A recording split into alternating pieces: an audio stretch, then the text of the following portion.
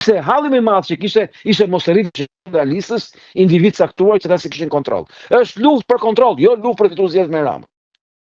Nga gjitha kjo unë tre klane i nxora. Këlliçi, Ali Mehmeti, Tabaku, Mspaku. Jo, nuk kam thënë asnjë çast nuk e thatë ju. E mohoj kategorikisht. E mohoj kategorikisht të që thatë. Nuk e thatë ju. Nuk e thatë ju, e thash unë. Jo, asë lash të nxirre. Pse? Sepse Ali Mehmeti nuk është një klan. Jorita nuk di tjetë cili klan dhe kush është klan. Ajo që di them është që ke individ të ndryshëm brenda partisë që kanë pushtet në parti, kanë pushtet brenda partisë dhe që luftojnë për zona influente, siç kanë bërë në çdo rast. Problemi është që pse duhet ishte kjo gjë në këtë fushatë, duhet ishte fare. Tu ishte me blerështu vota, jo me reduktu vota. E dyta, këto klane që janë PD janë shumë, që rikonfigurohen, prishen, ti e di si janë klanet. Një moment njëri shkon nga njëri, shkon ke tjetri. Po çka kemi parë këtë. Problemi nuk është ke klanet. Problemi është ke pyetja, kush ka qenë fushata reale? Fushata reale ka qenë lufta brenda llojit, nuk ka qenë luftë me Edi Ramën. Është penguar lufta me Edi Ramën me këtë mënyrë si është.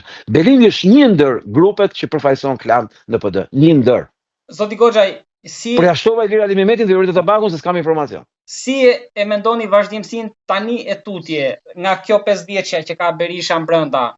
Mendoni që do rinë gjithë brenda, nuk do e zëm vathës, nuk do dalë ndonjë që të rebelohet në vazhdimsi? Nuk është një temë që më intereson në kuptimin literal të fjalës, po nuk mendoj se përveç se lajmit mediatik që të kënaqin njerëzit me tash e theme, ka ndonjë vlerë kashmë në këtë opozitë që jemi. Këtu diskutimi është çfarë do bëjmë me perspektivën. Unë dua t'ju informoj që do merrem me kalin e ngordhur, por çfarë do bëj tjetrin? Jo, po merrem me të gjithën. Po them, ajo që ka rëndësi këtë moment është çfarë do bëjmë për të shpëtuar Shqipërinë, se këta këtë punë kanë, partitë të punë kanë, do zihen, do ndahen, do bëhen. Ajo që na intereson është që a do ketë më njëherë zgjedhje në Shqipëri, se nuk ka zgjedhje në Shqipëri. Nuk ishte zgjedhje këto që pam. As ato të 2023-shit, as ato të 2021-shit. Aleanca Konservatore për Shqipërinë është duke punuar fort për të bërë disa raportime ndërkombëtare që do të bëjmë bujë në Shqipëri. Njëri që me cilin po mbyllim sot punët, shpresojmë që nesër të jetë gati dhe të dërgohet në Odir, ka të bëjë që Odiri ka gënjur. Ka dhënë të dhëna të rreme raportin e tyre, siç është një term që ju mund ta gjeni në këtë moment, po të mundeni ke faqe OSB-s, identifikim biometrik. Nuk ekziston identifikimi biometrik në sistemin tonë zgjedhor. OSB Odiri është mashtruar, sikur në Shqipëri ka identifikim biometrik. Po kush e ka bërë këtë mashtrim? Këtë mashtrim e kanë bërë bashkarisht të gjitha palët njëkohësisht. PD, OSB lokal dhe KQZ. 4 palë kanë gënjur bashkarisht OSB Odirin, sepse janë të komprometuar në një sistem të rënd korruptiv. Më lini t'ja u shpjegoj me 2 fjalë. Në Shqipëri, kur ti shkon të votosh, vendos gishtin diku, apo ja.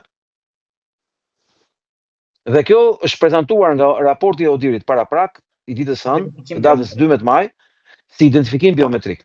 Dhe është përmendur 9 herë si proces, për të treguar standardin e zgjedhjeve në Shqipëri. Po çfarë fshihet këtu? Ky identifikim biometrik nuk ekziston në Shqipëri, nuk ka asnjë identifikim. Në Shqipëri, kjo ka mbuluar dhe ka hequr qafe problemet më të mëdha që ka pas pushteti për të manipuluar zgjedhjet. Sot është në fushë të lirë. Pse? Sepse me ato pajisje mund të votojë një njeri 10 herë. 10 herë.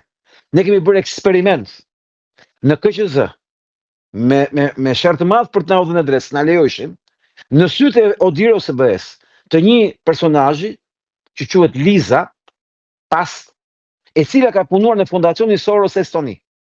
Dhe që është një nga kokat e kibernetikës së Sorosit në përbot, që përdoret për manipulime zgjedhore në kuptimin siç po shoh rastin shqiptar, dhe që ka shkuar deri në Amerikë dhe kudo tjetër për këtë skenar, për këtë skem të manipulimit total të zgjedhjeve, nga mafia Soros kudo në botë. Përfshi dhe Amerikën e vitit 2020 Donald Trump. Çfarë është kjo që po them? Këtë parashtrim që po bëni, se PD-ja ka pas një kal betejë është bazuar vetëm te OSB Odiri. Kurse këtë është më parë.